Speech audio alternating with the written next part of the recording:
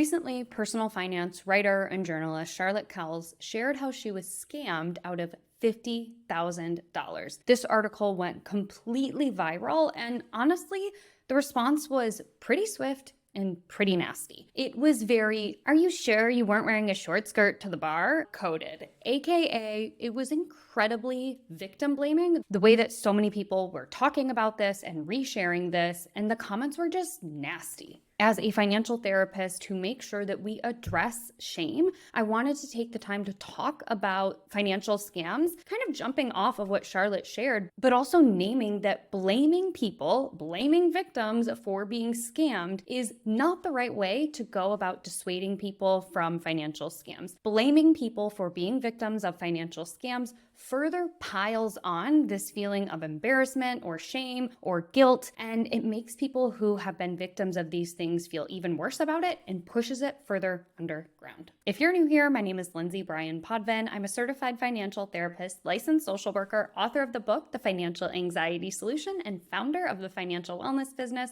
Mind, Money, Balance. At Mind, Money, Balance, I help people understand the intersection of money and mental health, aka financial wellness. Let's just start with naming that none of us are immune to financial scams. The second we start thinking we're smarter than it, or wittier, or are too savvy to fall for a scam is the second that you have officially let your guard down and you are more likely to be scammed. This is also a crime. When somebody has their car broken into, or their house is vandalized, or their apartment is burgled, there are, of course, always going to be those a-holes who say things like, "Well, was it locked? Did you have your alarm on?" Blah, blah, blah. But again, we're not getting into victim blaming here. Instead, most people say, "Oh my gosh, I'm so sorry that happened to you. That must have been so scary. You must have felt so violated." And similarly, when it comes to money scams, we should be thinking about it this way. Rather than saying, "It's your fault, you fell for it," we should be saying things like, "Thank you for speaking up. I'm so sorry that happened to you. How can I help to keep you safe?" And money scams are not things that are only happening to folks who are getting AARP mailers in their home, okay?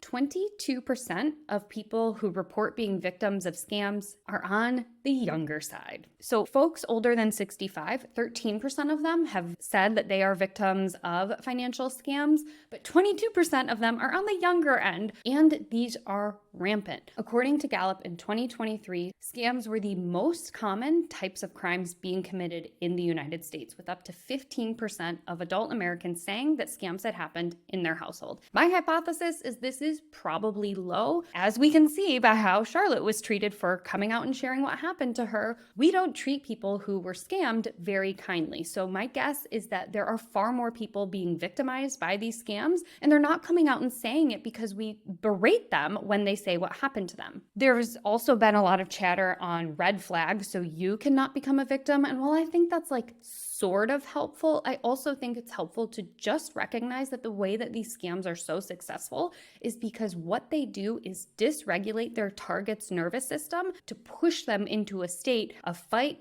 flight, freeze, or submit, and it makes it really hard to make wise decisions. When we receive stress, we tend to move into one side of our nervous system or the other. One side is a super activated side of our nervous system where we're feeling hyperactive, on edge, overwhelmed. Maybe we have a really short fuse and we're feeling irritable or ragey. This is that fight, flight, or freeze state that so many people talk about. On the other end of the spectrum is more of a fawn or submit response. This is where you are so overwhelmed by the amount of stress coming your way that you feel tired, exhausted, numb, disoriented, you're zoning out a lot, and you're often outsourcing your self-trust to somebody else. This is on the understimulated side of our nervous system. The place that we need to be in our bodies to make wise, grounded choices is in the middle, not at that fight, flight, freeze, not at that submit or fawn state, but right in the middle where we are able to ride the ups and downs of life, cope with stress, and also experience curiosity, joy, and presence. When scammers call, text, or email you, what they are trying to do is get you onto one of those ends because they know that you are less likely to be able to make wise choices. So instead of just focusing on what is the latest red flag, I want to talk about how we can tend to ourselves so we can get ourselves out of that fight, flight, freeze, or submit stance and into a place where we feel like we are able to regulate our nervous system, we are able to cope with stress, and we're also able to problem solve in a rational and grounded state of mind. First, type in whatever the thing was that happened to you plus the word scam into a search browser. These scams and scam artists are constantly shape-shifting. You might be savvy enough to know that if you get an email in your inbox that says, hey, there is a foreign national prince or princess who just needs your help, and if you can get them to the United States, we will give you a large sum of money.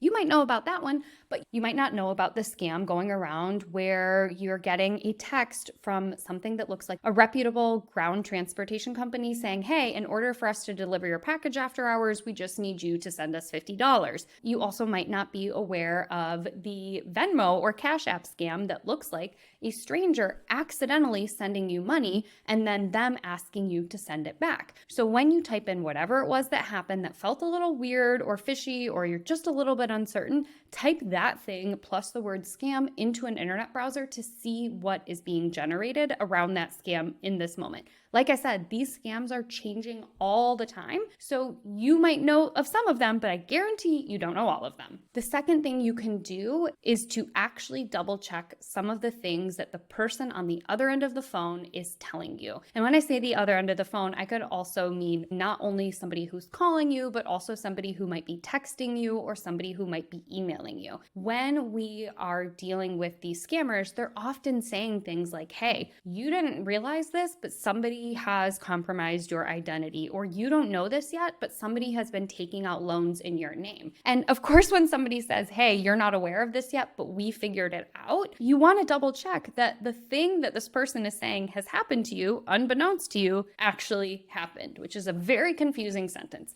But let's say somebody says, hey, somebody has stolen your identity and they've opened up 3 credit cards in your name and made fraudulent purchases. Before you give that person on the phone, again, or text or email, any information about your credit card or about your bank statement, actually check. Check your credit report to see if there have been any new accounts that have been opened in your name.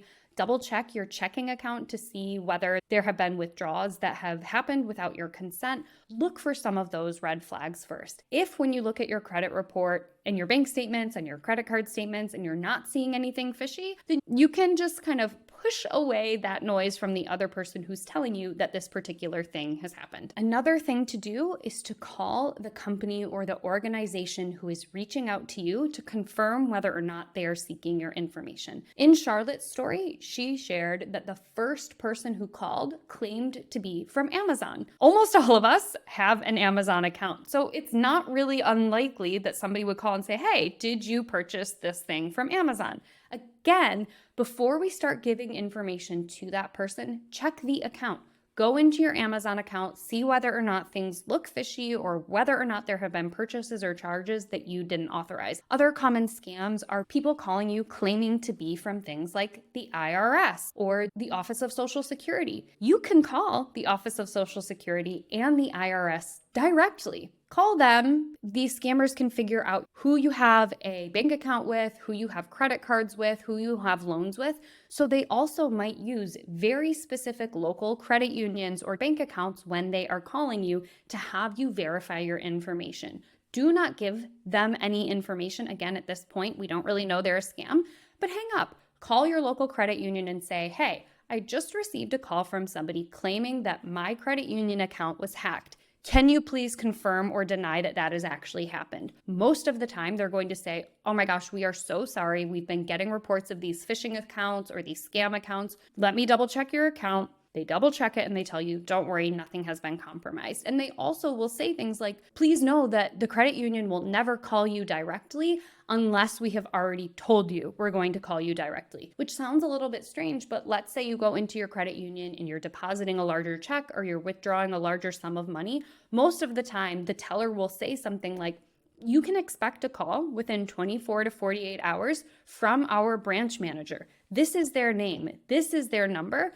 They're going to confirm that this is actually a deposit or a withdrawal that you want to make. So you already have that person's information. And if somebody different is calling you claiming to be that person, you may hang up. You may also go back into that credit union and say, hey, I got a weird call. I know you said so-and-so was going to call me. A different person called me. Do you have any employees by that name? Like, what's going on? And when I say credit union as an example, this could also be a bank or a credit card or anything like that. Next up, call the non-emergency police line. I know that calling the police for many populations and many different groups of people can be anxiety-provoking or can re-traumatize a person. So do know that there are 2 phone numbers you can call when it comes to your local police. One is 911, which we know, which is for reporting an emergency. But every single police station has a non-emergency line that you can call. All you have to do is Google your town plus non-emergency phone number, and it will generate the number for you that you can call and say to them, hey, I got this funny call from somebody claiming to be at your department, or I got a call from somebody claiming to be from a ground service, asking me for money, asking me for my social security number, asking me for my bank account information. Do you know if there have been scams like this going around? Most of the time, the local police are savvy to the different scams that are going around, or they receive an uptick in certain types of calls, so they can validate for you whether or not the type of call or text or email you've received might be a scam. Finally, say it out loud. This is where it can be so hard, because saying out loud to someone, hey, somebody from the CIA called me, might feel really strange. But saying it out loud, what happened to you, be it a friend, a trusted neighbor, a partner, or a family member, it does 2 things. One, when we say it out loud, we are able to hear the words that we are using and process in real time the likelihood that a scenario like that is true or is fraudulent. The other thing that this does is it gets somebody else who is not dysregulated, whose emotions are not overwhelmed, to say to you, hey, that actually sounds a little bit fishy, or my neighbor had something like this happen to them. It turned out to be a scam, or actually at work, we just learned about this. This is a new type of phishing attack. And it can help you to get out of your head, get out of the fear, get out of that fight, flight, freeze, submit state, and also tell somebody else what's going on. So those are some tips that you can take to help you get back into your body, get back into a safe state of mind before you're responding to any incoming calls, texts, or emails that feel a little bit off. Now, if you are watching this and you or a loved one has been a victim of a scam, please know that you are not alone. In the last 5-ish years, I have seen a huge uptick of clients and anecdotal reports of people saying that they have fallen for these scams.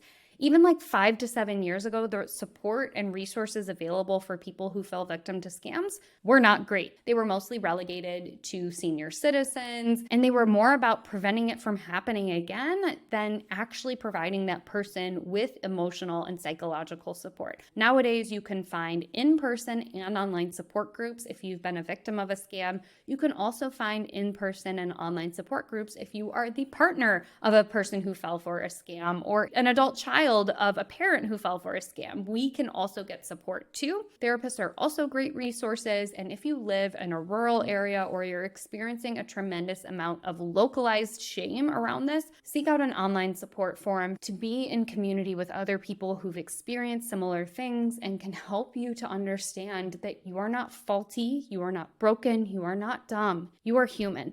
These scammers excel at what they do, and they are constantly figuring out new ways to trick us and manipulate us, and you are not alone. If you enjoyed this video, please share it with somebody that you know. If you've received a fishy call or text or email, drop down in the comments what it was so we can also be alert of these scams too. Again, I'm Lindsay, I'm a financial therapist, and I'll see you in the next video.